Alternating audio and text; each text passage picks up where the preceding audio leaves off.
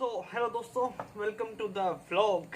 और आज का जो दिन है वो आज एक चिट चैट सेशन होने वाला है।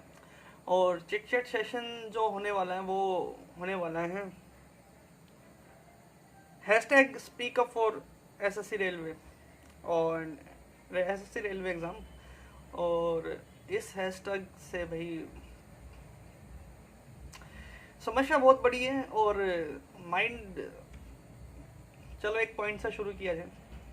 हो ये रहा है कि अभी जो आजकल आप देख पा रहे हो कि भैया ठीक है, कोविड-19 चल रहा है, महामारी से देश जूझ रहा है, दुनिया जूझ रही है, बट ये अब से नहीं हो रहा। ये कोरोना आने से बहुत पहले से ये देखा जा रहा है, ये चीज़ें बहुत पहले से ट्रेंडिंग में कि भैया इस तरह के जो बोर्ड्स हैं, रिक्रूटमेंट बोर्ड्स हैं, जैसे एसएससी हैं, डीएसएसबी हैं। एसएससी का भी फादर है डीएसएसबी, और फादर इन द सेंस कि वो बहुत ज़्यादा रिक्रूटमेंट प्लेट्स करता है। तो इतनी ज़्यादा लेटनेस चल रही है इनमें, इतनी ज़्यादा देरी चल रही है कि बहुत बुरा हाल है स्टूडेंट्स का, उन बच्चों की, स्टूडेंट्स की, उनकी जवानियाँ इन्होंने ख़राब कर दिया। अल्टीमेटली उनको बूढ़ा कर दिया। बच्चे कई कई सालों से प्रिपरेशन पे लगे हुए हैं। और मैं इसमें बच्चों की गलती बिल्कुल नहीं मानता कि बच्चे मेहनत नहीं कर रहे हैं। बच्चे खूब मेहनत करते हैं, बच्चे खूब दिन लगा के पढ़ रहे हैं। और गड़बड़ हो रही है, डिलेड हो रहा है, वो इन बोर्ड्स की वजह से ही हो रहा है। क्योंकि इन बोर्ड्स की शुरुआत से बहुत पुरानी प्रैक्टिस रही है। और हमारे देश में कहते हैं ना, सरकारी बाबू, काम बहुत धीरे धीरे सरक सरक के काम होता है। तो वो प्रैक्टिस मेन है, ये ऐसा मेरे को लगता है। और जो हम देख पा रहे हैं, मतलब ये तो एक पब्लिक डोमेन में ही है कि सभी को दिख रहा है, सभी को पता चल रहा है। जब भी कोई नई वैकेंसी आती है, कुछ भी नया आता है, तो नोटिफिकेशन बड़ी जल्दी पॉपअप करके ये डाल देते हैं और बच्चे फॉर्म भरते हैं। फॉर्म भरने के बाद वैकेंसी के फॉर्म भरे जाते हैं, और फॉर्म भरने के बाद लोग बच्चे फीस पे करते हैं। और फीस जो है, उन्होंने धंधा बना रखा है इस फीस को। पहले कुछ बोर्ड्स में, IBPS और ये सब है, इन्होंने क्या किया, अपनी फ़ीस बहुत ज़्यादा बढ़ा दिया। पहले 500, फिर 750, फिर 1000, मतलब हद ही मचा रखी है। एक तो बच्चे पहले से बेरोजगार, कम रिसोर्सेज से, कम संसाधनों के उससे बच्चा पढ़ रहा है, मेहनत कर रहा है, फिर उससे इतना फीस वसूलना। और फॉर्म बच्चा जैसे तैसे करके भर दे रहा है। उसके बाद फिर बच्चे क्लासेस ले रहे हैं, रूम का किराया दे रहे हैं, और रेंट पे रह रहे हैं, और लगातार सफ़र किए जा रहे हैं। एक नहीं, बहुत सारी समस्याओं से सफ़र कर रहे हैं। दूसरा, जो ये बोर्ड है, ये एक बार फॉर्म भराने के बाद वैकेंसी को डाल देते ठंडे बस्ते। मतलब उस पर कोई काम नहीं करना, कोई एक्शन नहीं लेना, कुछ नहीं करना। अल्टीमेटली ये यार कितना बुरा है। मतलब एक तो इंसान, गरीब घर का बच्चा, गरीब किसान का बच्चा, गरीब परिवार से आ रहा है, वो किसी जगह पे, अपने किसी टाउन में या किसी दिल्ली में ही लगा लो, कहीं वो पैसे अरेंज करके उधार लेके कोचिंग ले रहा है, और कहीं से वो क्या नाम है, पढ़ाई कर रहा है। और पढ़ाई करके वो उम्मीद ये रखता है कि जल्द से जल्द एग्ज़ाम हो, जल्द से जल्द उसको एग्ज़ाम क्वालिफाई करे और नौकरी ले और ज़िंदगी में आगे बढ़े। क्योंकि सिर्फ एक नौकरी करना, नौकरी लेना, एग्ज़ाम की तैयारी करना ज़िंदगी का सिर्फ यही मकसद नहीं है। एक बच्चा एक टारगेट लेके चलता है कि उसे 1 साल में या 2 साल में नौकरी ले लेनी है, और वो इस हिसाब से अपनी मेहनत भी करता है। लेकिन उसकी मेहनत पर पेच कहाँ फंस जाता है? उसकी मेहनत पर पेच फंसता है इन रिक्रूटमेंट बोर्ड्स की वजह से। क्यों? क्योंकि ये एक ऑन एन एवरेज एक वैकेंसी को कम से कम ये 5 वर्षीय योजना बना के रख देते हैं। 5 साल तक उसको लटका देते हैं। अब कोई भी लड़का, कोई भी स्टूडेंट है, वो बेचारा 5 साल तक तो वेट नहीं कर सकता। पहले वो बेचारा इतने गरीब घर से आता है, वो जैसे तैसे करके मेहनत कर रहा है, पैसे उधार ले रहा है, पैसे उधार लेके पढ़ रहा है। उसके माँ बाप भी बेचारे कम रिसोर्सेज में गुजारा कर रहे हैं। उनके माँ बाप की भी उनसे बड़ी सहानुभूति रहती है कि हमारा बच्चा पढ़ेगा, नौकरी मिलेगी। फिर घर में और भी जिम्मेवारियां हैं, किसी के भाई बहन की शादी होनी है या कुछ और हैं।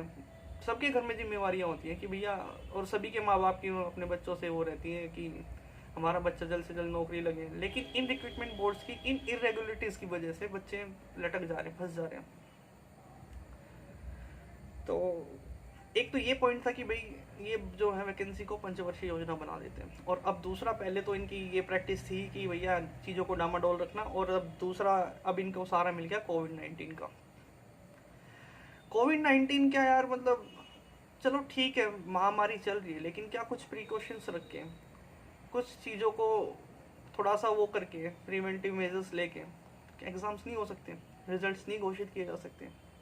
बिल्कुल किए जा सकते हैं, लेकिन इन्होंने काम को बिल्कुल कर रखा ठप। इन्होंने इस साल गिने चुने, अभी मैंने उसमें नोटिफिकेशन में देखा नहीं, लेकिन इन्होंने सिर्फ गिने चुने 1-2 रिजल्ट ही दिए और ना कोई एग्ज़ाम लिया।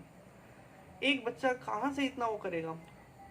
मतलब इनको ये समझना चाहिए कि इनकी एक भर्ती के पीछे इतने सारे बच्चे, इतने सारे परिवार, उनके सपने, उनके उनकी बहुत सी उम्मीदें लगी हुई हैं। वो चाहते हैं कि जल्द से जल्द वो भर्ती रिक्रूटमेंट पूरी हो और वो जीवन में आगे बढ़े। हमारे देश में एसएससी ने ऑन एन एवरेज, हमारे मोदी जी कहते हैं ना कि भाई हमारा जो भारत देश है वो युवाओं से भरा, युवाओं से संपन्न देश है, लेकिन उस युवा की सबसे ज़्यादा दुर्गति एसएससी बोर्ड ने, डीएसएसबी बोर्ड ने और जो रिक्रूटमेंट बोर्ड्स हैं उन्होंने ही की हुई है। उसका रीज़न भी है ना, अब होता ही है कि भाई जब बच्चा पढ़ लिख जाता है तो फिर वो क्वेश्चन पूछने शुरू कर देता है। पार्टियां हैं हमारे देश में तकरीबन 5-6 हज़ार, 4-5 हज़ार पार्टियाँ, लगभग 4 हज़ार पार्टियाँ आई गेस। अब उन पार्टियों को वर्कर्स तो चाहिए। बेसिकली ये क्या कर रहे हैं, ये एग्ज़ाम नहीं ले रहे हैं, ये कुछ नहीं कर रहे हैं, ये चाह रहे भैया बच्चों को ओवर एज कर दो, उनकी जवानी खपा दो और उनको फिर मजदूर बना दो, क्योंकि ये पार्टियाँ कैसे चलेंगी फिर? बहुत बुरा हाल है इनका। तो मैं भी सोशल मीडिया में थोड़ा हूँ और एज यू नो की चैनल भी चलाता हूँ, कि तो मैंने देखा कि मेरे भी एक वीडियो पे बच्चों के कमेंट्स आए कि आप प्लीज़ इस पे लेके वीडियो बनाइए। तो मुझे लगा कि हाँ बिल्कुल बनाना चाहिए।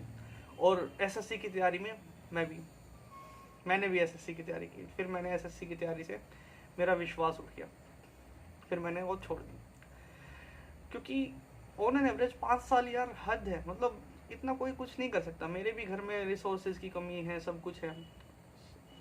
मैंने भी फिर भैया अपना प्राइवेट सेक्टर में उसमें कुछ और सब करना शुरू किया। तो ऑन एन मतलब अब मोटा मोटा तकरीबन देखा जाए ना, तो आज की डेट में एसएससी ने पिछले 10 साल में, पिछले दशक में की बात करें, इतने बच्चों का जीवन, इतने बच्चों की जवानियाँ ख़राब कर दी है ना कि वो बच्चे अब कहीं के नहीं रहे।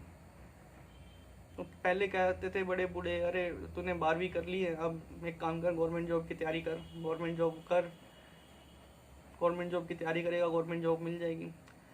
जब बच्चा 12वीं करता है तो उसके बहुत सारे अपने सपने होते हैं, तो माँ बाप की बात वो सुनते हैं। तो उन्होंने माँ बाप की बात सुनी, अपने सपनों को एक बारी के लिए साइड में किया और वो एसएससी की तैयारी करने के लिए फिर लग जाता है। और एसएससी में आने के बाद बच्चे को कब 5 साल निकल जाते हैं, कब 5 साल, एक रिक्रूटमेंट में 5 साल लगते हैं। और जो बच्चा कितना ही ब्रिलियंट बच्चा क्यों ना हो, फर्स्ट रिक्रूटमेंट में बहुत कम चांस होते हैं। मैं ये मानता हूँ आज की डेट में एसएससी का एग्ज़ाम यूपीएससी के एग्ज़ाम से भी टफ है। आप एसएससी का सीजीएल, सीएचएसएल, एमटीएस, मतलब जब मैं अपना एक एक्सपीरियंस शेयर करता हूँ, जब मैं आया था तो एसएससी की तैयारी में मैंने 2013 में शुरू की थी और मुझे लगा था कि भाई एटलीस्ट मैं सीएचएसएल का एग्ज़ाम तो निकाल ही लूँगा। तो सीएचएसएल का एग्ज़ाम फर्स्ट अटैम्प्ट नहीं हुआ, सेकंड अटैम्प्ट नहीं हुआ, थर्ड अटैम्प्ट में हुआ, फिर उसका सेकंड अटैम्प्ट और मतलब उसका जो सेकंड पार्ट टायर होता है उसमें नहीं हुआ। फिर मैंने देखा यार यहाँ तो जो है ना, मतलब कंपटीशन एक होता है ना कि भैया कंपटीशन ग्राफ बड़ा ऊपर भागता जा रहा है। और दूसरा आपको मैथ्स में पढ़ाते हैं रेशो प्रोपोर्शन। मैंने रेशो प्रोपोर्शन से भी देखा कि वैकेंसी इतनी और वैकेंसी मतलब फॉर्म भरने वाले इतने भी नहीं, मतलब करोड़ों में। तो नहीं बन किया भाई, हमें अपना पता होता है, हमें पता होता है कि हम पुश करके भी कितना कर लेंगे। तो मैं टाइम से निकल गया उससे। बट लेकिन ये जो आजकल चल रहा है ना, ये सही नहीं है। मतलब पिछले मोदी जी की सरकार को आए हुए हैं तकरीबन आज 2020 चल रहा है, ये 2014 में सरकार बन गई थी। इन्होंने 6 सालों में बेरोजगारी की दर की बात कर ले और मतलब हर चीज़ में इन्होंने रोजगार में युवाओं के प्रति, स्टूडेंट्स के प्रति कुछ ध्यान नहीं दिया, बिल्कुल भी ध्यान नहीं दिया। तो अब ये जो हैशटैग कैंपेन चल रहा है speak up for SSC railway exam, तो मैं इसका पार्ट बन रहा हूँ, क्योंकि कहीं ना कहीं मेरे ऊपर भी बीती हुई है और आगे भी हम इसी तरह के वीडियो लेके आते रहेंगे।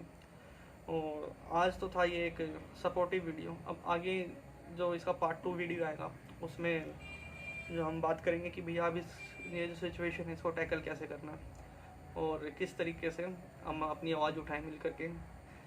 मीडिया बिक चुकी है, सबको पता है। मीडिया एक लोकतंत्र में ऐसा कभी नहीं देखा गया और कहीं भी नहीं देखा गया कि मीडिया और गवर्नमेंट एक हुई है। यहाँ पर गवर्नमेंट ने मिलकर मीडिया को खरीद लिया, तो मीडिया बिल्कुल वो है, बायस्ड है और इसके कंट्रोल में। और मीडिया बोल भी देगा तो सरकार सुनेगी नहीं, अब सरकार को सुनना पड़ेगा डायरेक्ट। तो now I am the part of the UPSC speak up for SSC railway exam, जो हैशटैग हमने चलाया है एग्ज़ाम, तो उसमें अब मैं डेली वीडियो बनाने वाला हूँ और अगले 5-7 दिन डेली एक वीडियो आएगा। सो मिलते हैं अगले वीडियो में।